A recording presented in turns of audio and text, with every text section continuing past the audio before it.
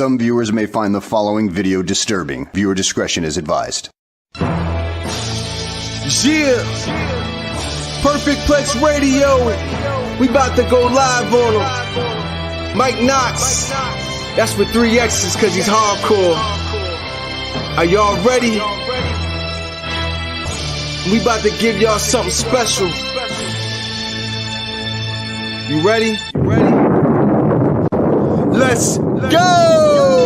At the money, now you're on, what you getting in? Perfect Plex Radio, got them listening. Mike Knoxxx, from Cena to The Rock, or whatever wrestler is hot. News, the interviews, this a one-stop shop. Matter of fact, let me give you more choices. You could call in and be the voice with the voiceless. So what you waiting on? Let's get it cracking. Let's talk wrestling, that's enough rapping. Perfect Plex Radio. Simply, we about to give y'all something special. You ready?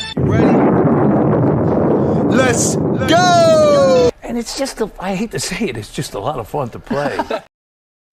Welcome, wrestling fans, to Unpop Reviews Wrestling, the Mike Knoxxx Show, joined by the SmackDown Show, as joined by Vic Damone Jr.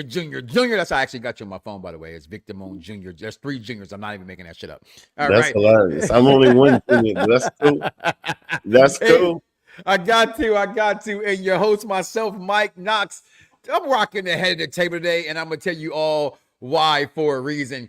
But welcome to today's show. WWE Backlash, Vic, was yesterday. And I'm sorry. Listen.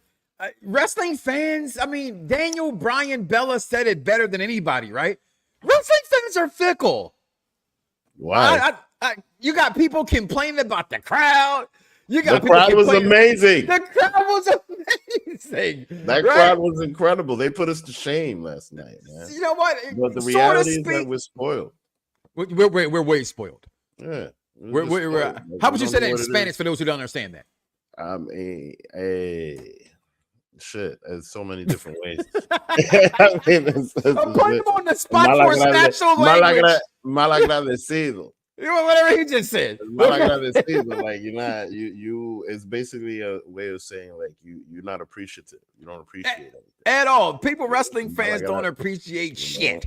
And the thing is, like, I mean, personally, that goes to show you what happens when you in a crowd of people that are all of the same culture, all united, all can sing a song. Because I mean, listen, number one, I gotta give a shout out to AJ Styles. Come on, because the modern day excellence of execution is what Corey Graves named him, and I 100% agree. No, but here's the thing: how he was able to stay in his heel persona through all of that was just amazing. Because the thing is that those people just took advantage of the situation, right? Like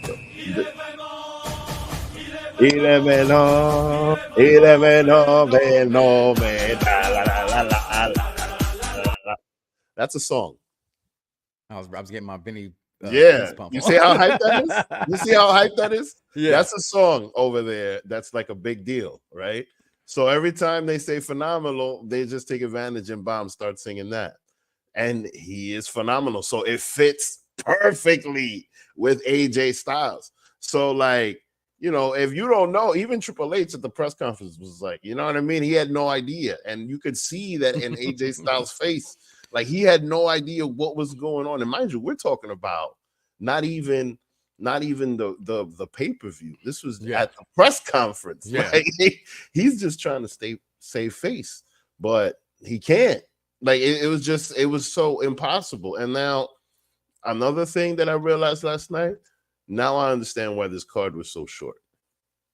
I really do. Well, let's talk about that card in a second. Charmaine, what's going on today? You only say hi to Vic, but it's okay. I thought we had a bond here, so I guess it's a New York thing. Okay, yeah, I guess it's a New York thing. New York stand up. That's right. Okay, well, it's New York sit down, especially if you're a Knicks fan. How about that? F New York right now. You know what? Shoe fly. You better recognize we coming back. Right? Yeah, y'all losing to Indiana in this series. I'm gonna say that. But we gonna keep this to wrestling right now. Right now, we talk about this. Leave me alone. I love my New York family. I love my New York family and friends. but your sports teams I can wipe my ass with this. I'll tell you that. Okay. I'll tell you that. But what I'm not going to wipe my ass with, though, is this pay-per-view, right? When I say wrestling fans are fickle, Vic, it's because you got one half complaining about the crowd. You got one half complaining about the matches being too short and being predictable. Just because things are predictable don't mean they can't be executed right. You know what I knew was predictable? I knew that Thanos was going to lose in Endgame.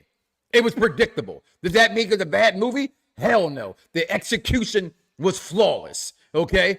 When he says Avengers assemble and Cap gets near more, it's over, okay? Predictable, doesn't matter. It was so exciting. Let's talk about this card, Vic Damone Jr.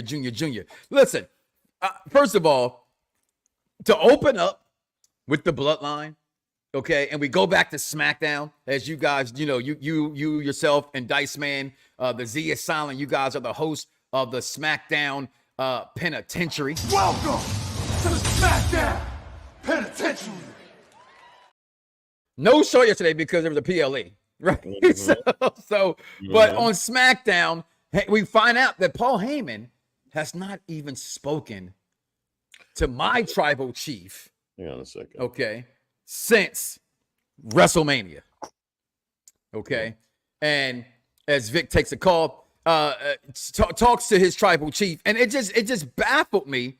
And that scenario, and like, wow, Paul, I'm thinking he's being tortured not to speak to Roman. Roman hasn't spoke to Paul. A lot to talk about that a little bit later in the program as well, because I thought that was fitting going into this PLE that Heyman haven't spoke. Heyman pulled Roman Reigns from the draft. Nick was furious over this, the GM of SmackDown. Did not like this, Nick Aldis. So a lot to tell about that. But then in this Bloodline match, right? And shout out to Dan the Man, who runs our AEW, one of the hosts of our AEW show, who, as an AEW diehard, I'm just going to say this to you. And before I go any further. Breaking news. This just in. The thoughts and opinions of Mike Knoxxx solely belong to Mike Knoxxx and does not represent Unpopular Reviews Wrestling in any way. Now back to the show for the intelligent wrestling fans. So, when I say this, I mean this with all due respect. What AEW does and what WWE does, there's always going to be a difference of opinion and execution. Because to be the excellence of execution, to be the best there is, the best there was, and the best there ever will be, the WWE, you can get away with having one match be one way, and they flip it into a tornado tag the next, and fans don't complain. The reason why fans complain in your fan base, not their normal fan base, about AEW, because it's always the same booking. It's always 18 tag team matches. It's always 7-7-7-7-on-7 matches. No one expected this. We knew this was going to probably happen because of the way the explosion of this. But to get this match, Vic, I thought to open up the show like this, as hype as that crowd was for Kevin Owens, Randy Orton's pop. Okay, Daddy Orton right now is tearing the house down, but they got it on. Everybody got a babyface pop. Everybody got a babyface pop. You know what I mean? Yo, Naomi probably got the biggest pop she ever got in her entire career. It was like your girl last year, Selena Vega, down in Puerto Rico. Okay, she would never get that pop again nowhere else, but in Puerto Rico, she got that pop. No, but here's the difference. There, it was all about representation. Correct. This time, it wasn't like that. No, this is just people being happy to be there. Exactly. Like this was just this. I mean, you know, this is just French people having fun, enjoying the show, and all that good stuff. Very happy to see these WWE superstars. Right. So now somebody that's coming from New York, I can appreciate it because we have MSG, Barclays, Prudential Center, if you count it, because it's right there. UBS Arena, Nassau Coliseum. Yeah, we got a lot of places, you know, where they can come and spoil us if we wanted to. So, you know, everything that they're doing now, as far as, look, they're going to Saudi Arabia next month. And then after that, I think the only thing that they have in the US outside of house shows and Raws and SmackDowns is SummerSlam. Yeah. Everything else is overseas. So, you know, for everything that we were complaining about before, as far as the card being small and the card being predictable. Yeah. It doesn't matter because look, they sat less than 12,000 people in there and made more money than any other arena in the United States. I want to just put a nickel on the meter for that one because to me, those are overinflated. And as an intelligent wrestling fan, you can't make me feel stupid. That's just like WrestleMania. No, but here's the thing, though. No, hold on, let me finish this point. If the prices are so high, because the prices are so fucking jacked up. The prices are jacked up. That's kind of a, you know what I'm saying? You're not going to sit here and tell me that there's more people in buildings than I saw at WrestleMania 3 and the Pontiac Silverdome. No, you know that's not what they're doing. That's not it's what the price. It's the ticket prices, though. That's it's the price of admissions higher. The T-shirts are higher. Everything's higher. So of course it's going to be more. This ain't Drake taking on Kendrick Lamar. This ain't no competition. Yeah. Okay. But the thing is that it's literally a house show. You could tell by the way that even the entrances were. The logistics of it was just a European tour. Yeah. A regular European tour. But then they put a backlash on it. They made it a big deal, and then they raised the prices. But now look, you know what I mean? And look at the end result. So like, you know, I had a feeling that they were gonna do this, just try to make money elsewhere, and they're doing it, bro. They're doing a damn good job in making me in the States feel pissed because if you don't buy tickets the day they go on sale, your ass is gonna pay up the wazoo. Okay, it's point blank and simple. Okay, but Kevin Owens, the Bloodline. Orton, like you said, the crowd, they got it on, okay, pun intended. This was, I always call matches like this, right? There's always, like we call the initiation match, right? This was Tonga's initiation match. That man's back had whelps on it. Facts. Okay. He definitely got a lot of hits. He's paying his dues, I'll tell you that. That's right. He's paying his dues. And you know what? I thought it was a perfect way to make it a tornado tag, street fight, if you will, because that's more his style, right? Kevin Owens, he can adapt to that style as he comes from that style. And Randy's Randy. Randy can adapt to anything to me, personally. Like Randy Orton's one of the most unsung greats there is, and it doesn't get spoken about. Like Randy Orton can't do nothing wrong. In or out of a wrestling ring. He's damn near flawless. No one calls him the greatest, this or that.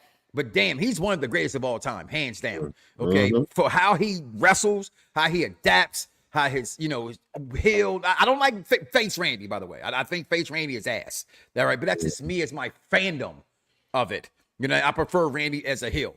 But he got better mic skills as a heel. Yeah, because he tells somebody, fuck off, if you if you will. But your takes on this match, and look, the debut of Camacho comes back, right? Like, he's been here before, okay? This is the first Puerto Rican Samoan in the history of the Bloodline. Okay, is he Puerto Rican or is he Samoan? Because he came back as Camacho not too long ago as the enforcer out on the back of the bike. Was this back in what, 2009? I'm not good with my dates, 2009, 2010, somewhere around there. But he's back, and he's now the newest member of the Bloodline. And look at Paul Heyman like, what the hell is going on? Okay. And everybody's calling for, this is what I want nobody to say right here, right now. Let's just say it right here, right now, Vic. Don't nobody better say, I called it. I called Bloodline versus Bloodline at War Games. Everybody's calling it. It's just what it looks like. Okay. It doesn't take a dumb wrestling fan to figure that out. Okay. If you have a little bit of intelligence, because you listen to the Mike Knoxxx show on Pop Review with Mike Knoxxx and Vic Damone Jr., you understand that. Your takes on this match, though, and the winner's the Bloodline with their new member. I mean, no, like I said at the prediction show, they needed that win. And the funny thing is just that, everybody was expecting for Puerto Rican? I thought they were Puerto Rican. Were they Mexican? No. Were they during this storyline? I thought they were. Oh yeah, you're right. They are. You're right. They were. Okay, I stand correct. Thank you. Yeah. Okay. No, but you know what though? He probably knows how to. He's probably from the West Coast, so he probably knows how to act Mexican. Yeah. You know what I mean? Yes. So okay, he's probably. It's not Howard Holmes. Okay. Nah, because all those guys are from San Bitches Francisco. and titties or ones and fitties. Yeah. I don't know, Holmes. No, but like for example, like none of the Mexican guys on the East Coast do that. No, they don't. They don't. Like. That's why I always had a problem with Mia Hamm, to be honest with you, because she's representing East LA, but she's from Baltimore. Right? So I always had a problem with that personally. That's hilarious. You know what I mean? You're from Baltimore. You're from the DMV. You don't know nothing about no East LAans. You know what I I'm saying? mean, yeah, but then like it's the same thing like Selena Vega being from Queens and then going to Puerto Rico with the big Well, flag. that's it. No, I'm You know not what I from mean? New York, so I can't speak on what you can correct me. All right. No, but the thing is, I've it's been just there a that, bunch like, of look, times. Y'all here's act the- like y'all from Puerto Rico. No, you know what the thing is just that like New York has a lot of Puerto Ricans that don't speak the language. Exactly. And y'all Puerto Rican Day parades are a lot better than the ones that just sat down here in Orlando. I tell you that much. That's a real Puerto Rican. Y'all Puerto Rican parades play a lot of black hip hop music. I'm just saying. Okay. I don't be hearing no reggaeton. I'll be hearing because a lot of the Puerto Ricans just become black. They lose their culture. Yeah. You know what I mean? They just the Puerto Ricans either become white or become black. And unless they go back to the island all the time and stuff like that. You know what I mean? But as a lot kid, of New Yorkers are like that. They are like that. But Lee, as a kid, you couldn't tell me no difference. I thought Yokozuna was Japanese. And that's a shame on us. Facts. That's right? true. Because you could look at I- him and clearly he wasn't Japanese Mind you, when like, you find that out. Yeah, I didn't know about Samoans like that until like they really started pushing it like that, in wrestling. You know what I mean? Like to me, Samoans are like the West Coast Puerto Ricans, the same history, same deal. You know what I mean? All from indigenous cultures, as they would say, right? Is that the correct? That's the correct terminology. Okay. I don't want to be offensive here. Okay. But your takes on the match. I thought the match was a great way to start off the show. Right. I think it was. I didn't think it was going to start with that match, but I'm glad that they did. I thought that was very smart because you start with a match that's hyped. Start with a match that everybody's talking about, and then the thing is, also, that's probably the one part of this whole card that wasn't predictable. Okay. As far as like when things were going to happen. So I thought that was pretty smart because the thing is, again, this pay-per-view wasn't necessarily for us. I mean, it was to continue the story, but as far as like American fans go, American fans? I like. You're gonna mess this whole thing up because you're stupid. No, I mean it's not that. It's just that like we have a culture of being smart marks, right? Yeah, and that's the problem. That's the problem with wrestling. That's why I love our NXT show with Wrestling Doll. They take it from a strictly fans perspective, and and that's one of my favorite shows outside of mine is when her and Jack are together. They're just strictly fans reviewing it as fans, not trying to that guy is this guy who was there, and they're going to lose because of this. You know what I mean? They're going to the storyline. Exactly. So the one thing I also appreciated about this is just that you could tell that there were certain parts of and I think this was in everybody's match, certain parts where they just added a little bit more because every single cheer was just every single thing was just cheered. Even like an elbow was just and the thing is like this is what pro wrestling was like. Come on, speak on it. In the days of Bruno Sammartino when he was in MSG once a month. Yes. You know what I mean? There wasn't that much storyline. It was just straight boo, yay. You know what I mean? There was a good guy, there was a bad guy that people were into certain things. Like, mind you, these people, they know all of the songs and they know all of the stuff, but the simplicity of it is one thing that I really, really enjoyed. Because the fan base here is definitely not like that anymore. It's like you said, it's the spoiledness of it. It's the dirt sheets of it, the whole thing. And I know fair. I'm gonna stick up for my country. In the words of Cat Williams last night, if you have not watched his Netflix show, I thought it was absolutely hilarious for 60 minutes. This is the greatest motherfucking country in the world. You would know that if you traveled. Okay. And I say that to say, because of that, though, they don't get a pay-per-view. Like you said, they get wrestling once a year there.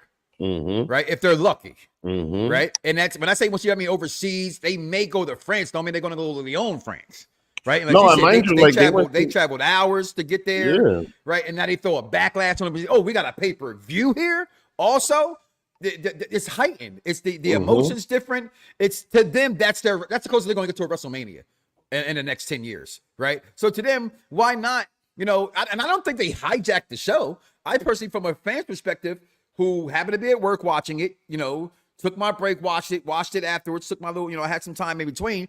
That crowd to me made the night more enjoyable. I don't care, and I get everybody says it was 100% predictable. Yeah, it was. I don't think a single person in our group got to predict the wrong. I did because I thought Jey Uso would win, but I didn't think he would win the title. And we'll talk about that later. I thought they would do what they did and he would get disqualified and stuff would happen. But the card was 100% predictable.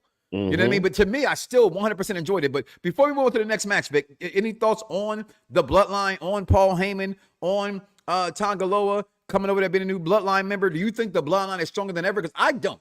I don't think this Bloodline is still better than the Usos with Sami Zayn and then adding in Solo. Well, no, I mean, of course not. They just came out. How could they be? They need time to shine. You know what I mean? They need time to have some type of an impact. Like this win right here was an impact win. Though. This was the first win that Solo's had in a long time. Yeah. And so like they need to have some type of an impact. The only impact that they have right now is just the absence of Roman Reigns and the absence of Jey Uso. And that's it, really. So now one thing that's moving this thing forward, in my opinion, was the interaction with Jey Uso and Paul Heyman that happened backstage prior to his match. I think that's the most thing, because you could see on Jay's face, like, all right, something's up. Something, you know what I mean? This is deeper than my Even beef. after the match when they approached him and they went past him and so just looked at him, that's still his big brother, right? And again, perfect placement. But I'm gonna just say this: this is how you know he's not my tribal chief, because my tribal chief, he don't go on first. He goes on last. Okay. That's what Roman does. But still, great way to start the show. Nonetheless, that's just me being a dumb wrestling fan like you guys are here as well. Then we get to this right here. And I'm not going to lie to you, Vic. This shocked me, man, in the way when I tell you, this was very... I dare near might say this was probably my match of the night. I didn't think... Well, I can't remember, shall I say. And I don't want my daughter to come out the back room and yell at me when I say this. I can't remember last time I seen Naomi wrestle a really good match. Bailey's Bailey. Okay. Tiffany's Tiffany. We all, at least to me, and what she was looked at early on is she's the wannabe greatest women's wrestler of all time, Charlotte Flair. That's what it is. Okay.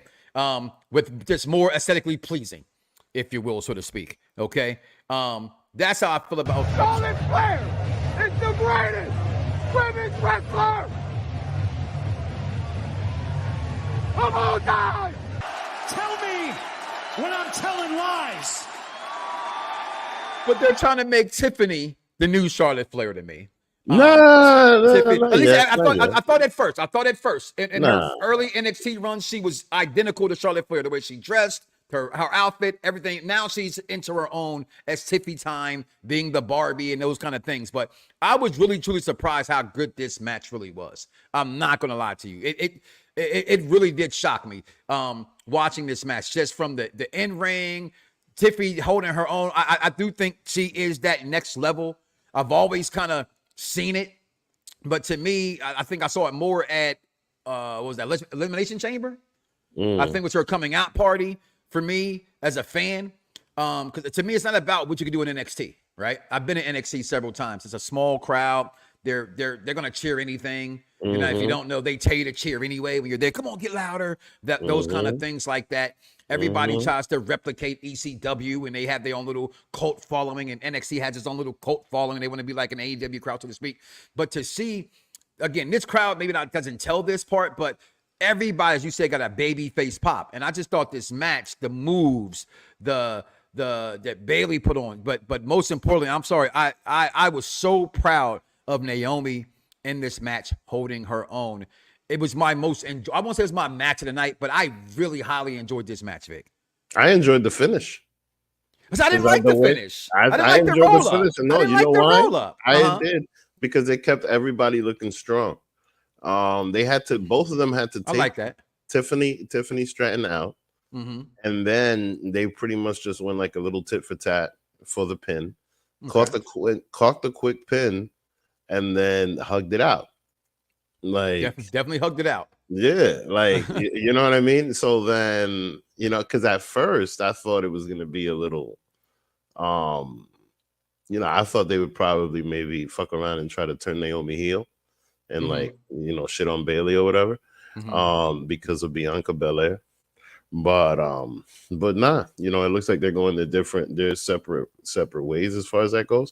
But Yeah, man, it was nice. It was just nice to see. And I mean, personally, especially after a huge pop like that, because again, maybe this happened in TNA, but I have never, ever seen Naomi get a pop like that. Even she did in Orlando for WrestleMania. All right, but that's also a home. That's a hometown thing. Yeah. You know what I mean? Yeah.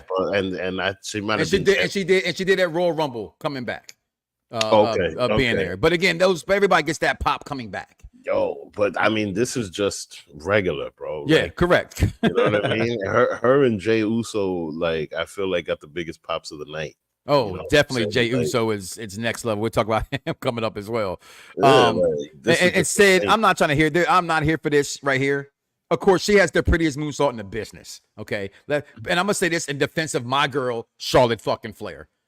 Her moonsault is to land on her feet. I wish people really, if you look at how many times Charlotte Flair does a moonsault, she's not trying to land on her body belly to belly off of the moonsault. She's landing. It's a moonsault kind of clothesline kind of a maneuvers while she always lands on her feet. I think everybody gets that misconstrued. And of course, she's more easier on the eyes, but let's not get this confused, people. Because I think people look at tits and ass, Vic, and they get that confused with beauty. Okay. All right. She does not have the prettiest face.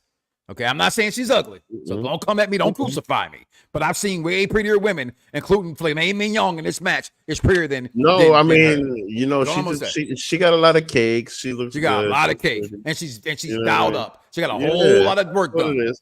But I mean, I think that she embodies like embodies. I think that she embodies Regina George. And the love of hating Regina George, you know what I'm saying? For those of you that have seen Mean Girls, like she definitely comes off as. Look at you with a Mean Girl reference. That you surprise me every time I talk to you, Vic. Funny, no, but she just comes across as like like not like MJF, but like I'm better than you, and you know. Yeah, you know what I mean. Look at me, bitch. Yeah. So she's very good at that. She had that part of it. Like she's very, very good at that. And then the other thing with the big difference between Tiffany Stratton and Charlotte Flair is that Charlotte Flair is Charlotte Flair. You know what I mean? You know why I call her the GOAT? Let me just say this, by the way. She's not my favorite of all time. I think she's the greatest of all time because I think like LeBron James. This is what I'm going to put a comparison to, right? LeBron James had to come behind Kobe and Michael and then live up to the hype, right?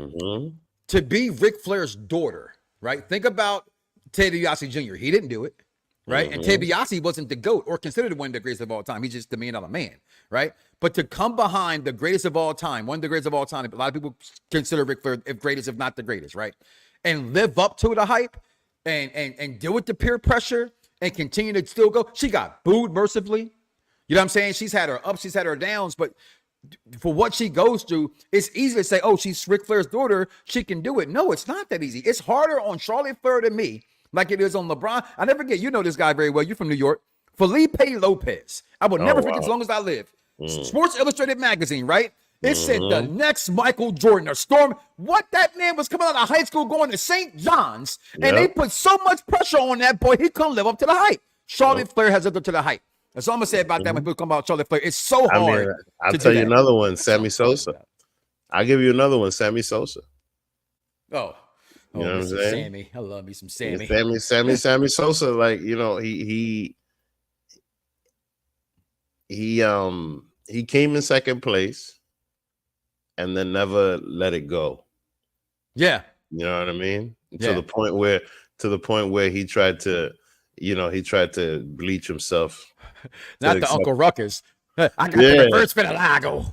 So here's the thing, like, you know, now because of that, a lot of people look at us like that's part of our culture, like we just trying to be white, and we don't care about that. We care about our land and our food and our land-based, plant-based culture, like everybody else. I want my reparations. We're not getting that, people. Don't let Cat Williams fool y'all. We ain't getting no reparations, y'all. Personally, I feel like reparations should look like tax exemption, but that's a conversation. I take that. That's a conversation. Give me my 40 acres and an Escalade. Okay. Okay. That's how I feel. You know what I mean? That's how I feel as well. Listen, before we take a break, let's get into this match as well tonight. Okay. And that was, to me, the most over man in professional wrestling. It's not Cody Rhodes, y'all. Okay. And it's not just because they're just in France. Go back to New York. Go back to WrestleMania. And Jey Uso. I'm not, when I say no yeet, it's not that I don't like Jey Uso at all. It's because my tribal chief said no yeet. It's because just like when New Edition broke up, when the Usos broke up, I was heartbroken, Vic. I didn't want them to break up. I didn't think they should or have to. And break up, you could be like, it was a tag team in wrestling. I think the Street Profit tried it for a second there, where you can break up as a tag team and still be together. Right, and go solo, but still be together. I didn't like the New Day does that. The New Day, right? So when he broke up, I was just when I say no yeet, it's because of my tribal chief said I don't like yeet, right? But Jey Uso is the most over professional wrestler in wrestling. Okay, it's not even close. And yeah, it may be because of a dance. It's me. It doesn't matter, right? Y'all didn't want to cheer for Rusev for 4 fucking years. All of a sudden, my man Adam English comes out and goes, Rusev Day! All of a sudden, you want to, why did he release Rusev? Well, maybe your ass should have bought a t-shirt and liked them when they were trying to get you to get him over in the first place, right? But y'all doing that with Jey Uso, okay? Jimmy's no different than Jey, but this match yesterday, and it's where I say fickle. Remember what I'm trying to say, people being fickle, Vic? I heard Damian Priest isn't ready. What? This man held it. I'm not even a senior in the bank. That man has held it down for a year, literally since last year's Backlash is when I got on the Damian Priest bandwagon. I'm not gonna sit and say I'm a fan. I'm not going out here buying a shirt. I'm not a Damian Priest guy, right? But I respect the work hustle, right? Yep. HUSTSUR hustler, right? This man is on top, and I think he earned what he has. And I think this match, for what it was pretty damn decent. I'm getting more and more impressed with him. If we want to pick on something, let's pick on Jey Uso for having 7 splashes and, to me, the worst spear in the business. But I still like Jey Uso, but I think the spear is horrible. That's why I had to put the picture up here. I can't stand Jey Uso's spear, at all. But this match, and again, in our predictor, trying to win it, I knew Damian Priest was going to walk out of the title. I knew that. But trying to win it, trying to beat it, because everybody had the same picks, right? We had to have 2 different damn tiebreakers because we knew, all right, call to order the matches. What time is it going to go off, right? Because everybody had the same pick. So I said, you know what? I'm going to pick Jey to win because I thought this would happen and they would get disqualified. And then Senior Money in the Bank, now your World Heavyweight Champion, would be upset. And that's how it would happen. But lo and behold, Razor's Edge, they whoop his ass. Damian's not happy. Still your champion, leader of the Judgment Day, which we're going to find out tomorrow. And oh, by the way, happy Cinco de Mayo. By the way, for all my Cinco de Mayo fans out there, I think it's time for shot o'clock when we take this break. I think it's time for shot o'clock. But your take, Vic, on this on this match right here with Damian Priest and Jonathan Uso. Well, outside of the entrance pops, it was pretty good. It was pretty long. And they had a lot of back and forth. And personally, I think that this was a great way to start at the right location. Why? Mm-hmm. Because if this match would have happened in the States, there would have been a lot of fickle fans. I think there still was talking, let's say on the States, social media wise anyway. No, social media wise, yeah. But what I'm saying is just that, like, the stage that they had it on with all the fans there and the way that they were hyping this up, I think it was brilliant, because you see how people are saying, like, Damian Priest isn't ready. This match is predictable, but this and that, right? What do you thought was going to happen? It's a glorified house show, though, right, Vic? Yeah, exactly. But it doesn't take away from the fact that it was still good. It was still really good storytelling. And then the thing is that they also continued the story, or at least started to tell the story of Damian Priest's descent from the Judgment Day. Right? Because he's already getting upset with them, and you can see that they're already getting upset with him. I think that a tag team with Finn Balor and JD McDonough would definitely help JD McDonough, because he's like the jobber of. That's a shame, because I liked him in NXT too. Yeah, he was. When he first came up with champion. Yeah, Yeah. He was an impactful champion in NXT when he was a cruiserweight champion. I think he might have been one of the last ones, but the thing is that he's definitely paying his dues right now. He's taking all kinds of bumps, losing to people. He was in the Speed Championship thing and lost there. When he got pushed in the face on SmackDown, yo, they showed it. Oh, what? I don't know what Damian said in Spanish, but I think it was along the lines of, "What the fuck is wrong with your face?" Yeah, you know. And yeah, like I think that this thing right here is just is just helping to tell the further along the story, because I think that Finn Balor and JD McDonough are gonna turn on Damian Priest and do something. You know what I mean? Like if he loses the title, definitely. But right now, he's Mr. Big Stick because he's the only one with a belt. Mr. Big Stick. That's what my wife called me this morning. Nice. It ain't even Wiggle Sick Wednesday. That's on Wednesdays. We call that Wiggle Sick Wednesdays. By the way, breaking news. This just in. The thoughts and opinions of Mike Knoxxx solely belong to Mike Knoxxx and does not represent Unpopular Reviews Wrestling in any way. Now back to the show for the intelligent wrestling fans. But then you say you hate AI, right? First of all, that is not AI. That is TJ from General Hospital. But winner we all knew was going to happen is still your world heavyweight champion. More story to be told on Monday Night Raw tomorrow. We're going to take our first and probably only break of the day because it's only a 5-match pay-per-view and it's Sunday morning. So I want to first of all thank Vic. I thank them privately. I'm going to thank him publicly for being here. I know Sundays are not your thing. It's not mine either, being this early. So I really do appreciate you for joining me and holding it down for Unpop Review Entertainment while our executive consultant is on sabbatical, right? So, we'll be right back, y'all. Unpop Review. They won't accept Liv Morgan, but you're going to Maxine Dupree? Oh, shit. Anyway. It might be because they're in Europe and they don't know how to figure. Wow, that's crazy. Okay. Okay. Yo, Monday's gonna be wild. Let's see what kind of bullshit they come up with. All right. Telepathically, you was picking up what I was about to put down. We are going into the goodness gracious, great ass of fire part of the show because it was nothing but beauty on this screen. Even Oscar with that makeup in the back. I love me some Oscar. But we love King Coda over here a little bit more. What my point is that I like how they did it there instead of like backstage or in the ring. And the audience is also a part of it. You know what I mean? Like this is different. So we get these luscious ladies. Who put that? George. 2 scrumptious chocolate cakes, extra fudge. Amazing. Extra ooey gooiness. Oh God! If Mike was here, he would be doing the CEO dance right now. Look. Yo, amazing. You should see me backstage. I am doing this. BGM. Yeah, we're not doing the CEO because we all know around here it's about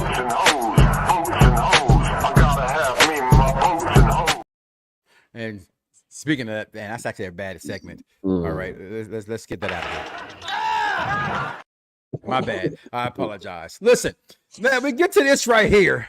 This beautiful black girl magic. This beautiful thing here on Star Wars Day. Happy belated Star Wars Day to all my Star Wars fans out there. Yesterday, I watched Return of the Jedi. I watched Return of the Sith. I watched the Empire's new cartoon that came out, and I went and watched the entire Obi-Wan Kenobi series all over again. Right? Wow. Darth Vader just destroys that episode. That shit should have been called halfway through the season. My son and I didn't even call him Obi-Wan Kenobi. We just started calling him Ben. He lost being Obi-Wan. Okay, he just became Ben at that point. And go back and watch Unpop Review's review of Obi-Wan Kenobi show, right? Because we do have a lot of things around here, not just on the wrestling side. We have entertainment side as well. And sports is coming back this season as well. So get ready for that. As we're doing a lot of things around here. Big things are gone, as they say.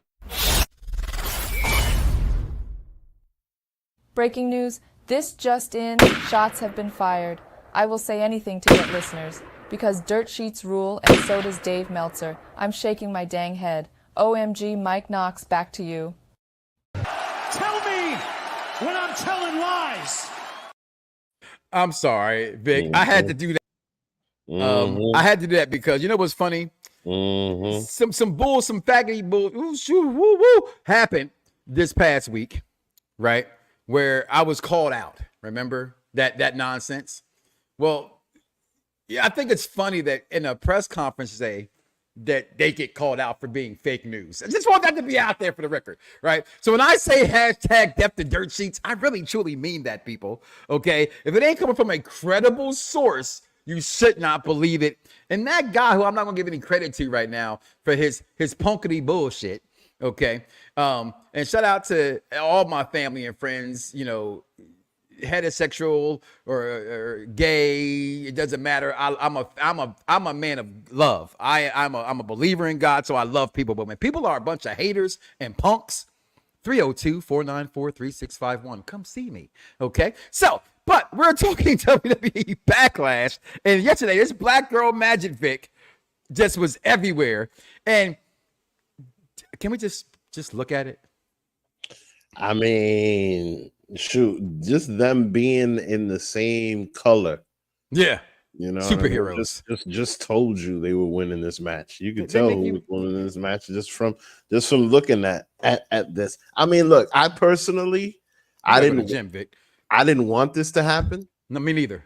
I preferred Bianca and Naomi to do this, and I preferred Jade Cargill to do more of a singles run. Like, to me, as a quote unquote smart mark, this makes it look like Bianca is carrying Jade. It definitely is. Yeah, I'm with you. But here's the thing with that. So now, the one thing that I do like about it is that Bianca is showing a little bit more attitude, especially when it comes towards Bayley, right? Yeah. So she's not letting her off the hook with that. So if Bianca, but then the truth is that Jade out of this team, Jade takes the majority of the shine. So if they continue to book it like that, then it could end up getting to the point where like Bianca gets upset and then turns on Jade, and then they have their thing. Right? If that's the case, maybe. I mean, and I think that would be a perfect way to turn Bianca heel. Bianca's never going heel, bro. I would bet you probably not. I bet you two beef patties and cocoa bread that she is the Jonathan Horatio Rodriguez Tom Brady Cena of the female division. She will never be a heel. Maybe she has too many make-a-wishes. She has too many little girls, including mine, okay, looking up to her. And in all fairness, Jade walks around looking like a heel. And kind of, you know, we're talking about Tiffany Stratton, bitch, I'm better than you kind of thing. That's Jade Cargill, right? Bianca Belair doesn't need to be a heel. We don't need to have to, everybody doesn't have to go back. Dusty Rhodes never was a heel. Never once. Okay. Wow. Really? Certain people don't have to be a heel. You know what I mean? Wrestling's about good guys and bad guys. Sting. When was Sting ever a heel? The Main Event Mafia? That's about it, right? But even then, that didn't last long because Sting felt that it was bad. And that's why he got kicked out of Main Event Mafia, right? So Bianca Belair is a hero to little girls all over the world. I think the WWE recognizes that. I know Triple H recognizes that. And I think she lives up to that and exudes that. You know what I mean? And nobody wants to lose that face money. Let's keep it real. Every heel, even though today heels are loved, right? For whatever stupid reason, like, I'm not cheering for Thanos, no matter how dope Thanos is. I'm not cheering for Lex Luthor, no matter how creative and cunning he can be. I'm not a fan of the Joker. You know what I mean? You know what I'm saying? The Joker's insane, right? So that's what I'm trying to say in that. But here's these the superhero truth, women. But just like Chris is saying here, like, she had a really good heel run in NXT. She did, but that was also her upstart, though. There's a difference between starting as a heel and then once you ascend past it. It's like we're talking about Randy. Randy is a face right now, and Randy has been a face for about almost 2 years, right, with the RK Bro stuff. Truth be told, it's Randy's worst run. It may be his most enjoyable run, right? But that's not Randy Orton kicking people, running up in people's cribs. Legend killer Randy, bald-headed Randy. You know what I'm saying? Like, that's what I'm saying. Like, yes, her heel run, it was okay. And guess what? When she was a heel in NXT, I didn't like it. You know, I didn't like it because in that time, we got the who was running NXT at that time. You know, Triple H was in charge. Vince was in power, right?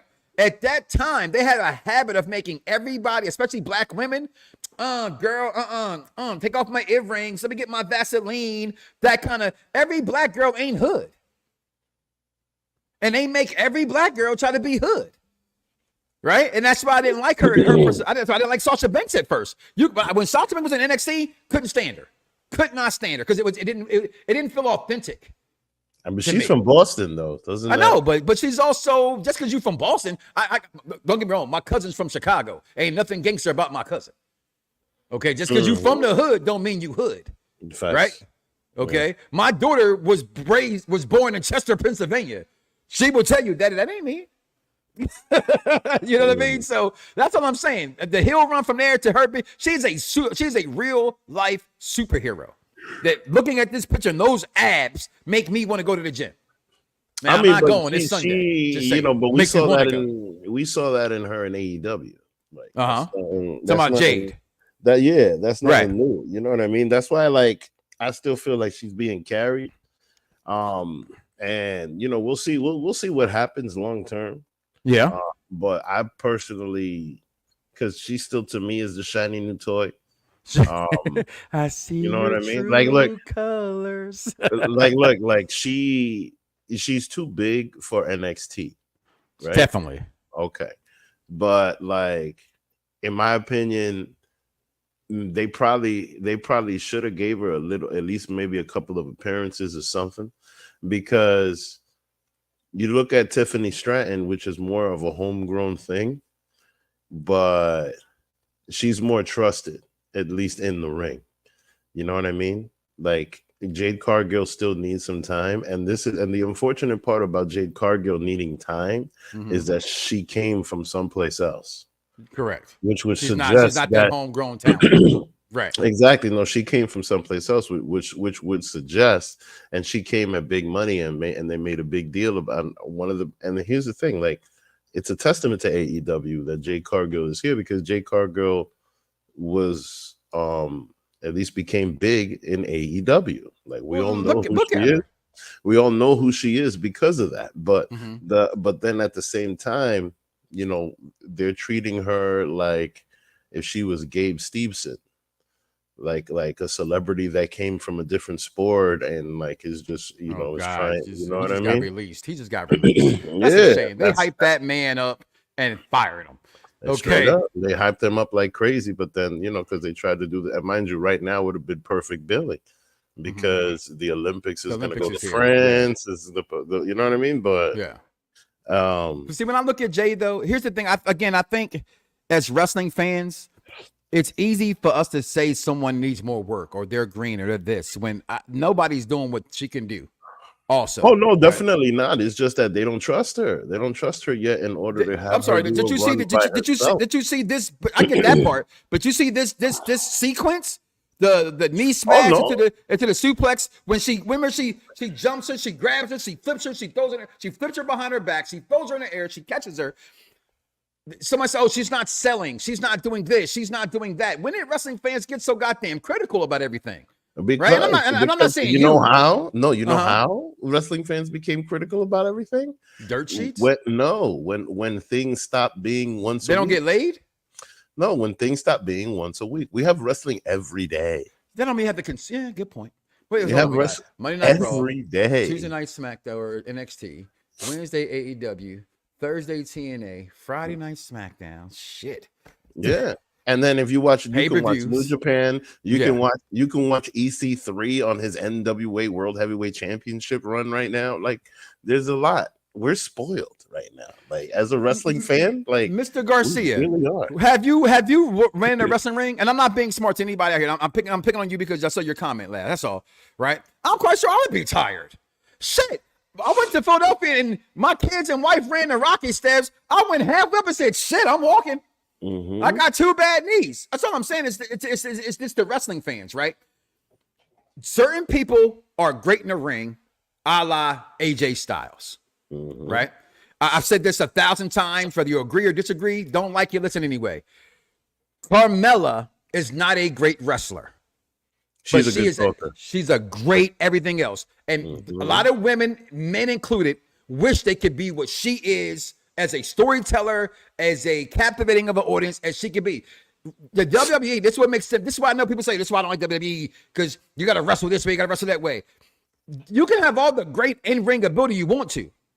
If it does not equate into storytelling, people, because wrestling is storyline. I don't care what federation, New Japan, Ring of Honor, MLW, CZW, it all has a story. Because you know why? You know why it has a story, Vic? Because they got a story name. They have a made-up name, and therefore it makes it a story. Go ahead. I mean, but here's the thing. There's with WWE, you're expected to have a story, right? Mm-hmm. But then when you go to an indie show, they still have stories. Yeah, but I've been to indie shows. They have more stories than indie shows. Not nearly as elaborate and all of this stuff like this, where you're unless they have like a YouTube following, right? But like you don't have independent promotions that have this whole thing, right? A lot of times it's literally just a match that you're going to see when you're there. So now, if any one of us had the fuck you money that Tony Khan does. See, I was going to give you some, give out a prize, but he just stopped it for just saying that right there. But that's your opinion. If any one of us had the FU money that Tony Khan does, he does have a lot of FU money. Then we would do the same thing and play with our toys. We sure would. And start throwing all of these matches, and all of the wrestlers would be taking advantage of another guy that has money and another mark in the business.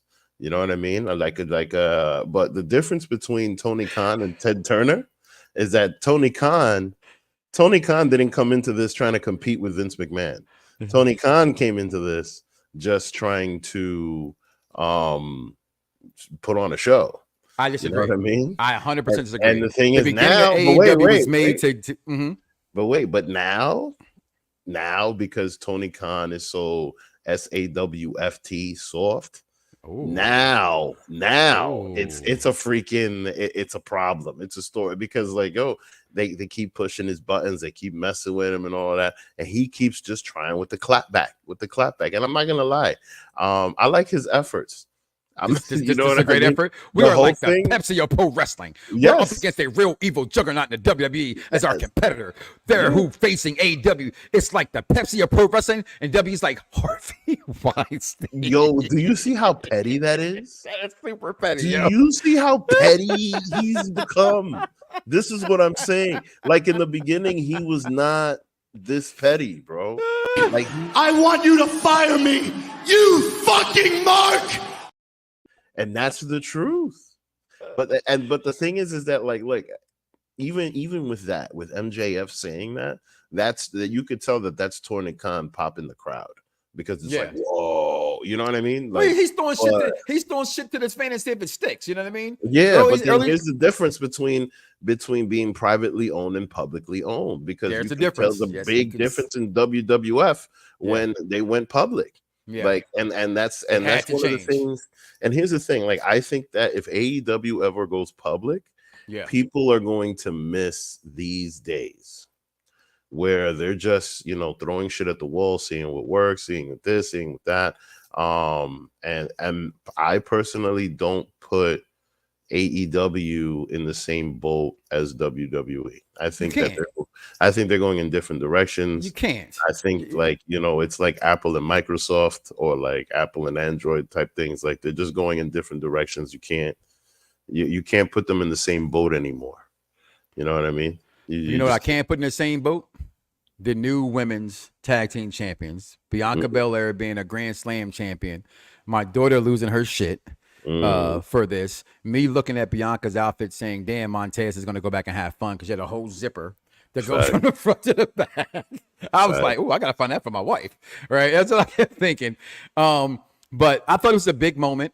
I thought the match was pretty good. I'm not going to shit on Jade Cargill in any way in this match. There were times where I thought maybe she could sell it more. There were times I thought she sold it pretty good. Okay. She is not here to be the in-ring wrestler. She's here to be a phenomenon. LL Cool J told y'all something like a phenomenon. That is what Jade Cargill is. She is a big time attraction. She walks out like a big time attraction. Her entrance is a big time attraction, and she's up against, and she's being partnered with, which is, I agree with you, Vic, being carried by, okay, the Jonathan Horatio Rodriguez, Tom Brady Cena. And that's a no disrespect to Bianca Belair, but she is the John Cena of the female division in every single way, in this guy's opinion.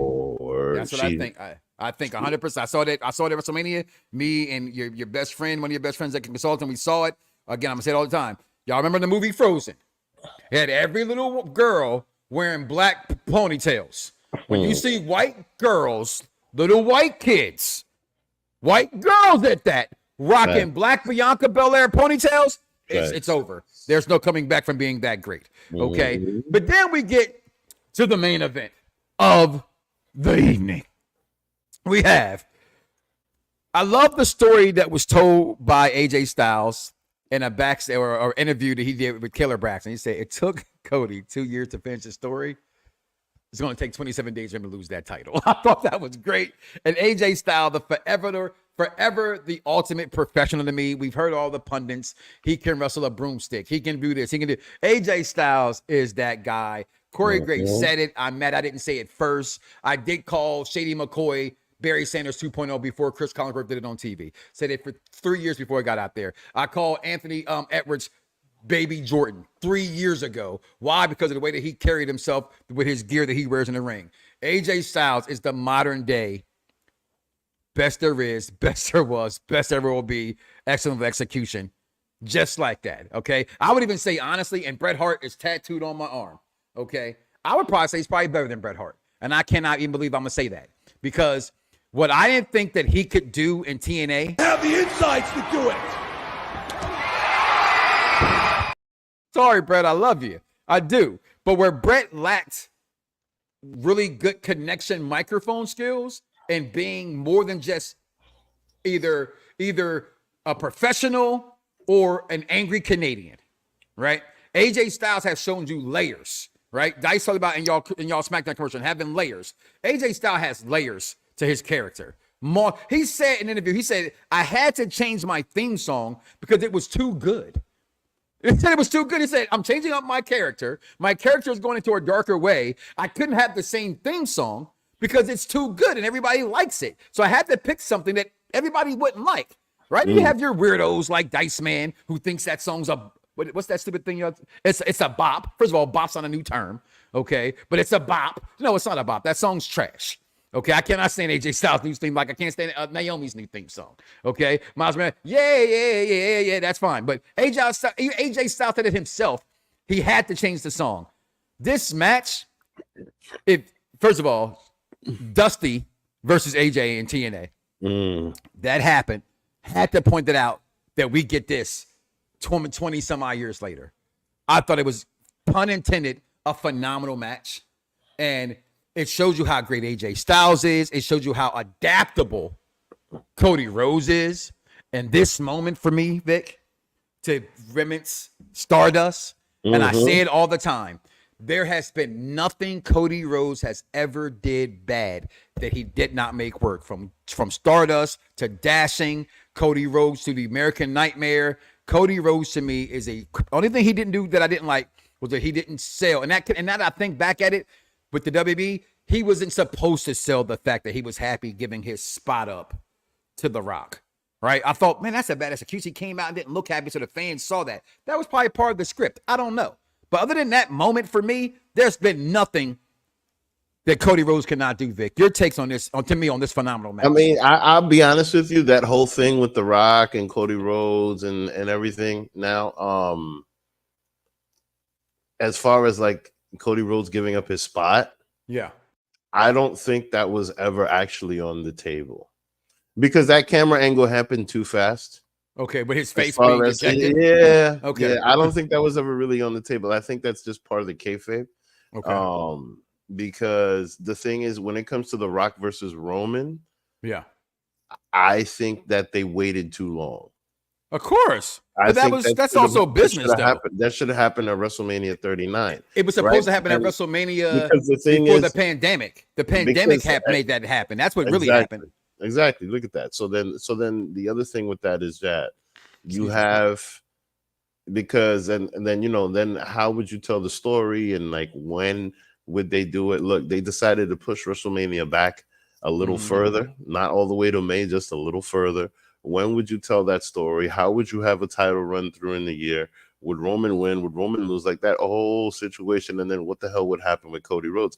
His entire flame would drop off if that were to happen. You know what I mean? That's why I think that whole part of it is fake. But anyway, this match right here, I thought it was genius because look, this entire pay-per-view was a house show, right?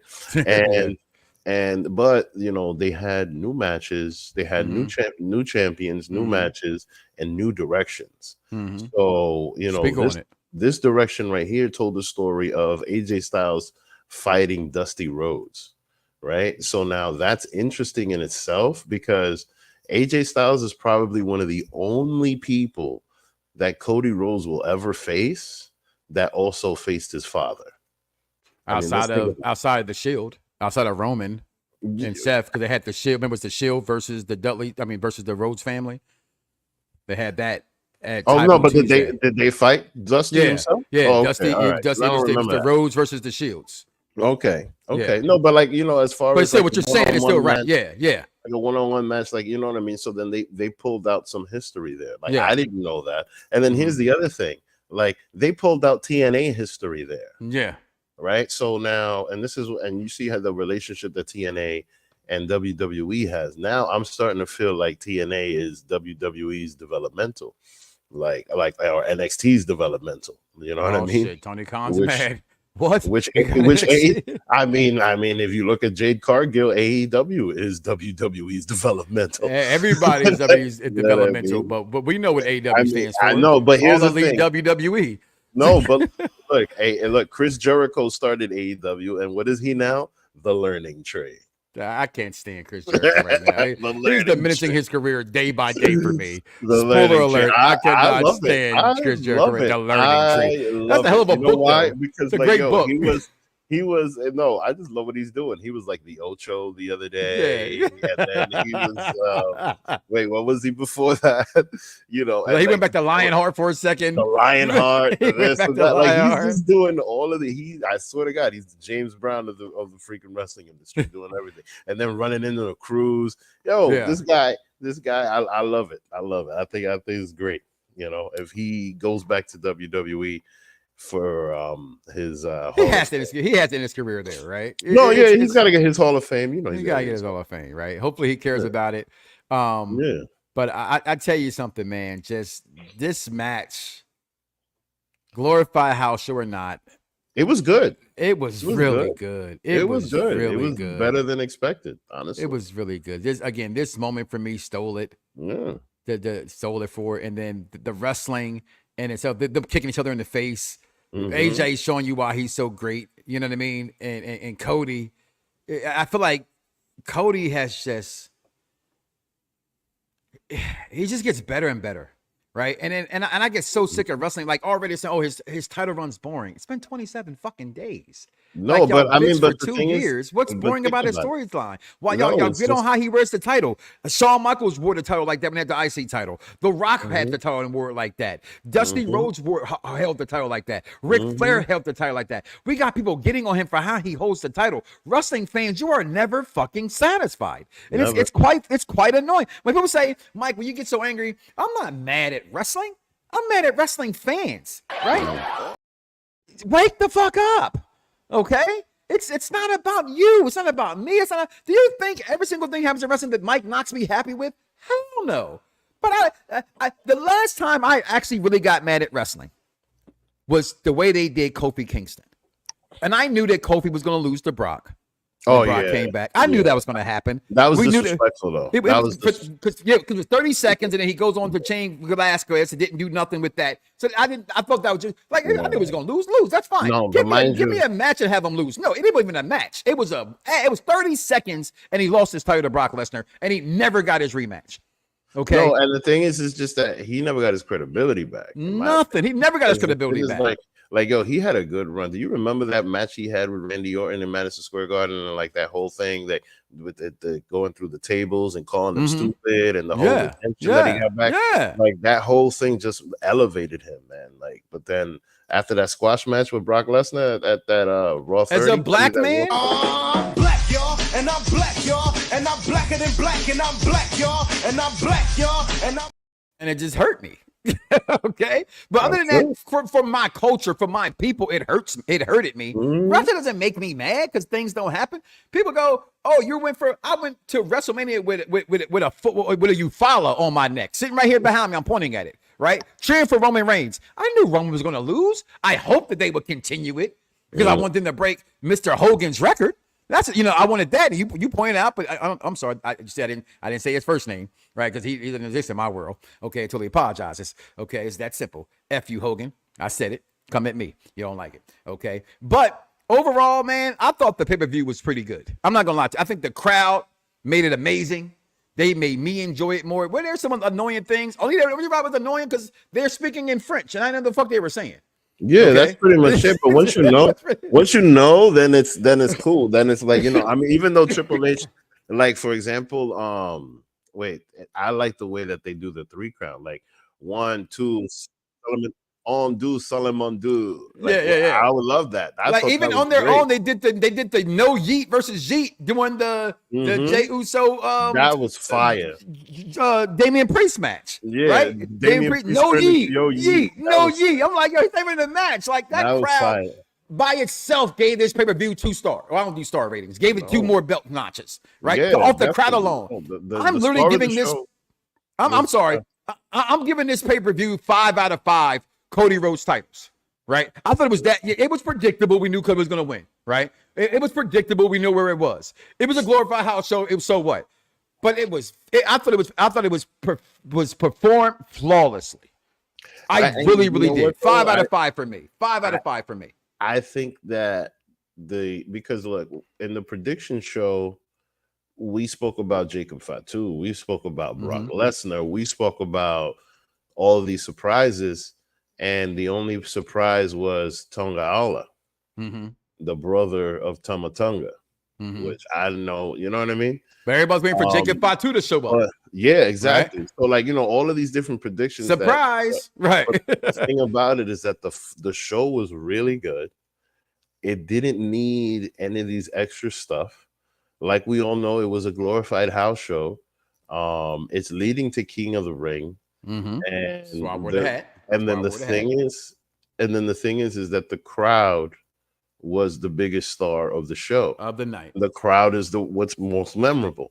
And then it's another, just like last year with Puerto Rico, one of the things that people remember the most is the crowd reactions, the fans, things like that. So this whole situation is just gonna keep going further. And look, once again, AJ, I give it to AJ Styles for staying in character. Yeah. And you have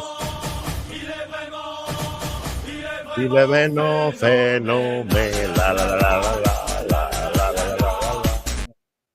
you have a song, if there's a song, and mind you, he probably didn't realize that until way later, that they're just singing the song because of the word phenomenal. And Corey Graves, I didn't get it at first. No, like I literally asked around, they asked for what they were saying, and what they're saying is he really is phenomenal. So, they take advantage, and like they're saying that over and over and over. And I'm just sure like AJ Styles is just looking at them like, what the hell? And mind you, the camera crew is getting into it. They start bopping the camera up and down on AJ Styles.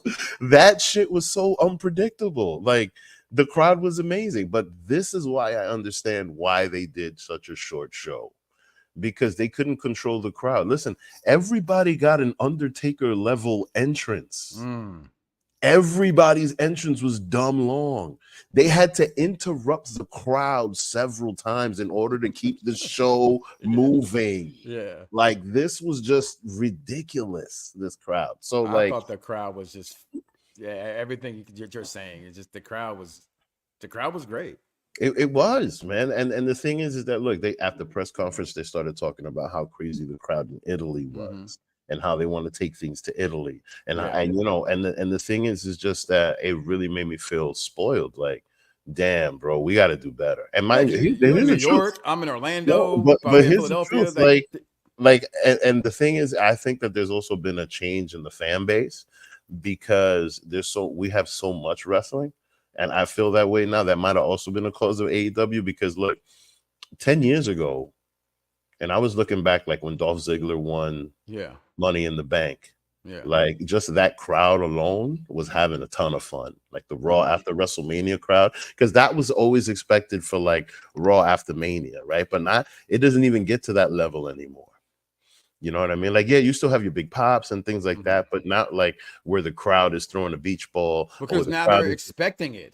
Yeah, and that's the problem with American fans. Is I was going to say. You're in New York, right? New York's the mecca of, you got Madison Square Garden, for heaven's sakes, right? Yeah, but it doesn't even get that big anymore because look, another thing that happened. But look what Toronto did for Sami Zayn a few weeks back. You know what I'm saying? Like, yeah, because that was a hometown crowd, and the thing is, like, that doesn't necessarily happen in New York anymore.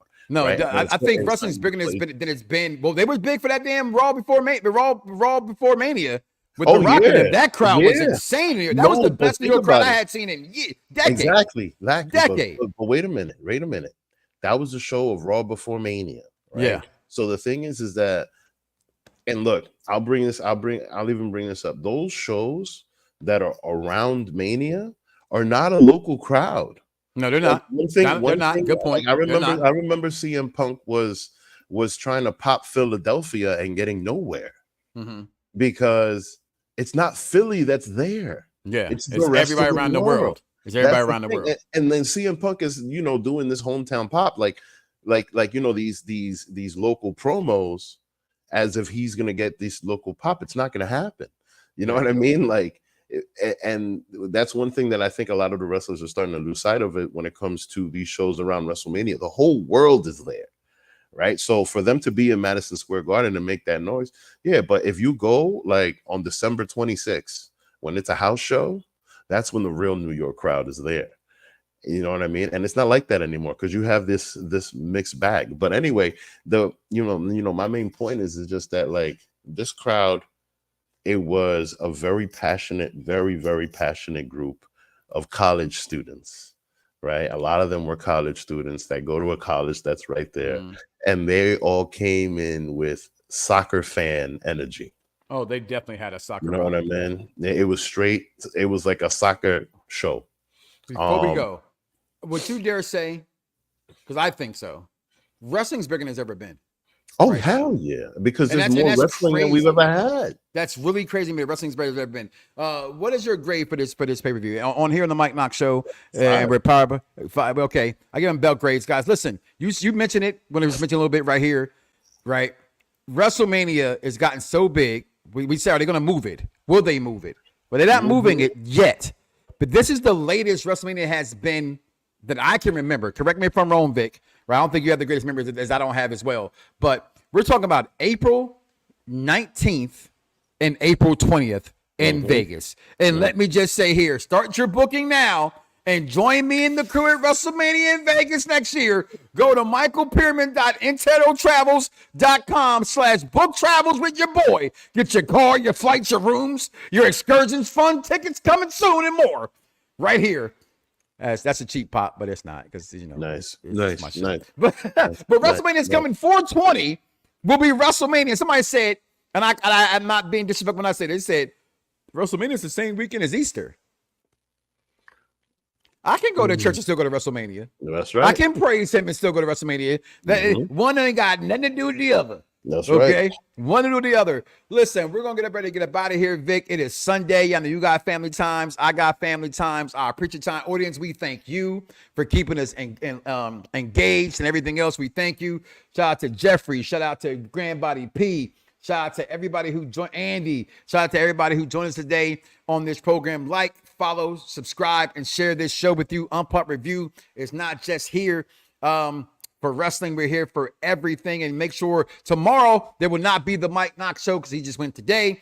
But Monday, tomorrow night, you will have the watch along Monday Night Raw review show. Tuesdays, the NXT review show with Wrestling Doll and a surprise guest. Wednesdays, the AEW show. And I like to call it White Boy Wednesdays with Dan the Man and Victor LaSpaza. Thursdays, come back for our top 5 specials and more. And then on Saturdays, we got the SmackDown Penitentiary review show with Dice Man and him right here, Vic Damone Jr. Vic, any final words on this pay-per-view before we get up out of here today, my brother? The new era is looking bright. Enough said. Listen, before we get out of here, guys, do me a favor. Do not wake up tomorrow morning and say to yourself, I love me some me, and don't love God. We are out of here, y'all. Lose it, bite my tongue for no one. I put you on blast. So all the news channels, y'all can kiss my ass. And other YouTube or Google me, turn it up and play it. Cause many people think it, I just had the balls to say it.